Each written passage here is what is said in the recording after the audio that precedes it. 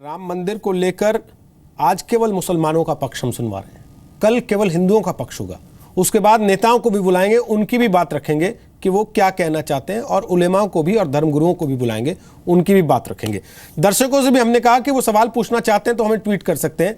यश नागर है नागदा राजस्थान के, वो पूछ रहे हैं इस बात की क्या गारंटी है कि सुप्रीम कोर्ट का फैसला आएगा तो दोनों पक्ष राजी हो जाएंगे। विशाल पांडे पूछे, आपके साथ दोनों पक्षकार मौजूद हैं, क्या वो इस बात को कहते हैं कि जो भी फैसला आएगा उसको न केवल वो लोग मानेंगे बल्कि जो पूरा ध्रुवीकरण हुआ है इस पूरे मामले को लेके उनके पीछे खड़े सब लोग भी मान लेंगे फिर जो भी फैसला आए?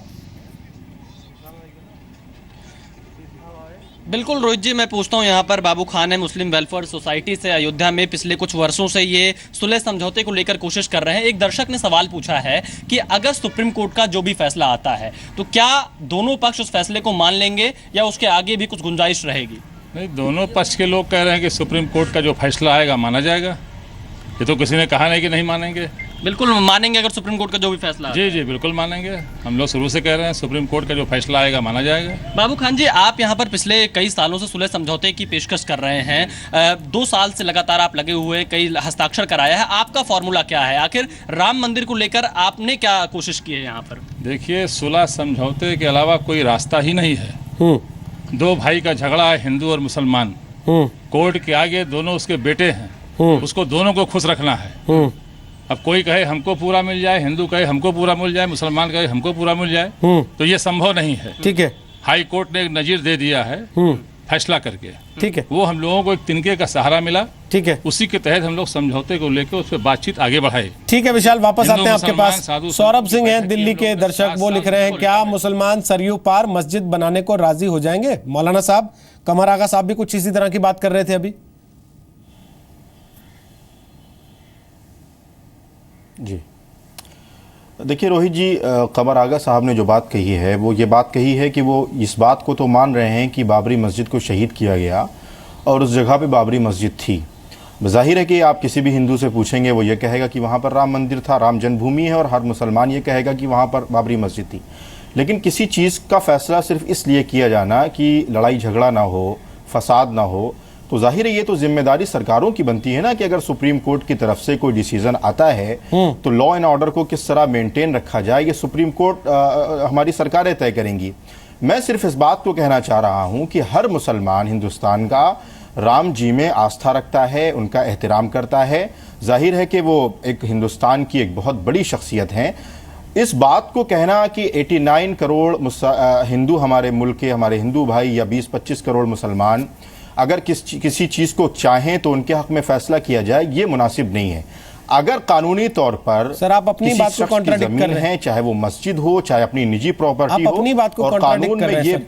अगर आपकी राम में आस्था है, कानूनी तौर पर अगर आप भगवान राम को मानते हैं, अगर आपकी भगवान राम में आस्था है, फैसला उसका फैसला अगर आपकी भी भगवान राम में आस्था है तो फिर वो केवल 79 करोड़ हिंदुओं का मसला नहीं रह जाता ना, फिर तो उसमें 21 करोड़ मुसलमान भी जोड़ लीजिए, 100 करोड़ भारतवासियों का मसला हो जाता है जिनके लिए राम में आस्था होना एक विषय है। मैं यही और भगवान राम के मंदिर के लिए वो खुद रास्ता छोड़ देंगे, फिर कोई झगड़ा ही नहीं होगा। दिक्कत तो वहां आ रही है ना जहां आस्था से टकरा रही है। रोहित जी, मैं इस बात की भी उम्मीद करता हूं कि जिस तरह मुसलमानों की आस्था राम जी में है, उसी तरह आप अल्लाह में भी आस्था रखते हैं। ये बात आप पर भी आती है भाई, आप तो इनकार नहीं करेंगे कि मुझे अल्लाह में आस्था नहीं है या मोहम्मद साहब में आस्था नहीं है। अगर वो ये कह रहे हैं आप भी उसी तरीके की बात करेंगे, जन्म स्थान पर बने मंदिर को तोड़ के एक विदेशी आक्रमणकारी ने मस्जिद बनाई, थोड़ी ना चलेगा। तो आप अपनी आस्था को उनकी आस्था के ऊपर थोप देना चाहते हैं और उनको दबा देना चाहते हैं? नहीं, ये बात कह रहे हैं। अच्छा, तो अब आप मेरे से इस पर बहस करना चाहते हैं कि बाबर यहाँ की पैदाइश था, बाबर अयोध्या में पैदा हुआ था, वहीं बड़ा हुआ, फिर उसका मन किया तो उसने एक मंदिर को ना हटा के उस जगह पे मस्जिद बना ली।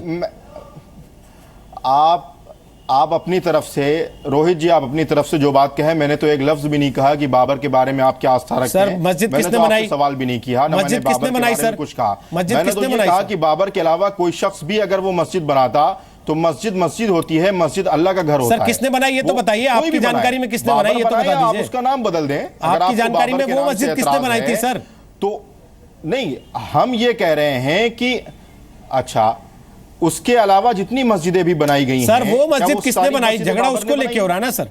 वो तो बताइए, वो मस्जिद किसने बनाई आपकी जानकारी के मुताबिक? ताजमहल पर भी दावा करते हैं, तो क्या सर आप ताजमहल आस्था पर की तो आजम बुनियाद खान पर भी उसका दावा कर रहे सुना थे, देंगे? वक्फ बोर्ड भी दावा करता है। बताना सवाल कुछ और है अहमियत सर, नहीं आप रखता। घुमा रहे हैं अब बात को। आप ये नहीं वही बता मैं रहे कह कि रहा वो हूं। मस्जिद आपकी जानकारी से किसने वही मैं बनाई? कह रहा हूं कि अगर ताजमहल में भी आस्था है तो ताजमहल को भी हटा दिया जाए। सर फिर वही बात, मैं वो कुछ और कह रहा हूं, ताजमहल आप में भी कुछ और आस्था घुमाने की अगर है कोशिश तो कर रहे ताजमहल हैं। का भी फैसला सुना देना चाहिए ना। ठीक है सर, समय जा रहा है, सवाल आप इस बात जवाब का दे है नहीं कि रहे। अगर इस राशिद तरह अलवी, डिस्कशन होगा, आपने भी जो सवाल डिस्कशन पूछ के का घुमा दिया मौजूद है, कि भाई तो मुझे नहीं तुलसीदास लगता ने है- रामायण कब लिखी थी, आप मुझे ये बता दीजिए। सर रामायण तो वाल्मीकि जी ने जवाब लिखी थी, देने तुलसीदास ने रामचरितमानस लिखा। और जो पढ़ते हैं वो जानते हैं कौन कब हुआ, उसने क्या लिखा और किस संदर्भ में लिखा, और देख के लिखा या सुन के लिखा, ये पढ़ने समझने वालों को अच्छे से पता होता है। क्या आप कोई रास्ता सुझा सकते हैं एक बड़े राजनेता होने के नाते, इस देश को इतने बरसों से चलाने का अनुभव रखने के नाते, कि विवाद के बगैर मामला सुलझ जाए, सॉर्ट आउट हो जाए? देखिए मैं फिर कहूंगा आपसे, दो ही रास्ते हैं, या तो समझौते का रास्ता है या सुप्रीम कोर्ट जो फैसला दे हर एक उसे मानेगा। लेकिन सवाल ये, समझौता तभी तो मुमकिन है जब दोनों पार्टीज अपना दिमाग साफ करके एक साथ बैठें और बातचीत करें। इसके अलावा तो दूसरा कोई रास्ता नहीं है। ठीक है सर। लेकिन अगर आप माइंड सेट के साथ बैठेंगे, नहीं यही फैसला होना है, तो समझौता नहीं हो सकता। ठीक है। और अगर आप ये बयान देंगे, सुब्रमण्यम स्वामी बोल रहे हैं, अगर नहीं होगा तो हम पार्लियामेंट में करा लेंगे, राज्यसभा की सर हमने तो मेजॉरिटी ना आएगी। सुब्रमण्यम स्वामी का बयान चलाया, सवाल कहाँ ना हमने ये कहा कि फिर आप तो कांग्रेस से आए हैं और शाजिया आलमी बीजेपी से आई हैं। भाई, हम तो इसीलिए चाहते थे मैं तो जानता हूँ कि अच्छी नीयत के भाई, साथ, जानते तो सारा देश है, अच्छी जहनियत के साथ समझौता बातचीत हो। तभी मुमकिन है। तभी तो मैंने कहा पॉलिटिकल लोगों को अलहदा रखो। ठीक है। तभी तो मैंने कहा ठीक है, कि राजनेताओं को अलहदा रखो। ठीक है शाजिया, और खुले दिमाग से बैठ के और समझौते ना की ही बात। मैंने कहा, लास्ट कमेंट नहीं, शाजिया, रोहित जी, ना लास्ट ही कमेंट। मैंने कहा कि राजीव गांधी और अरुण नेहरू जी ने मिलकर रामलला जी के मंदिर में ताले तुड़वाए, ना ही मैंने ये बात कही, क्योंकि राजीव गांधी ने ये शुरुआत की। तो वो भी एक बात है जिसको कहने की जरूरत है। लेकिन जैसे कि अभी हमें पता चला, और अभी राशिद जी भी कह रहे थे, 48 का जिक्र कर रहे थे, तो अभी 70-75 साल हो गए हैं जब वहाँ पे नमाज अदा की गई।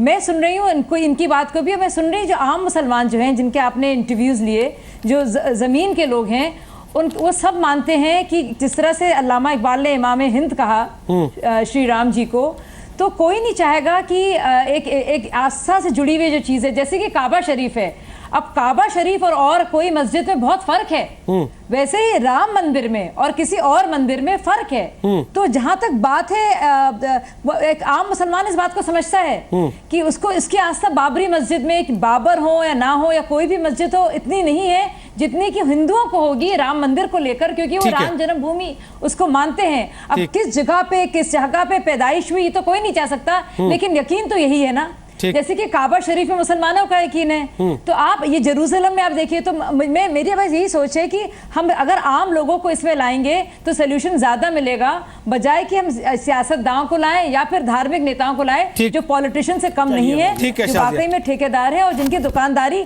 खत्म हो जाएगी। इसी सोच के साथ हमने इस देश के सबसे बड़े संवेदनशील मुद्दे पे सबसे बड़ी बहस की सीरीज शुरू की है, जिसमें हमने कोशिश की है नेताओं को दूर करें।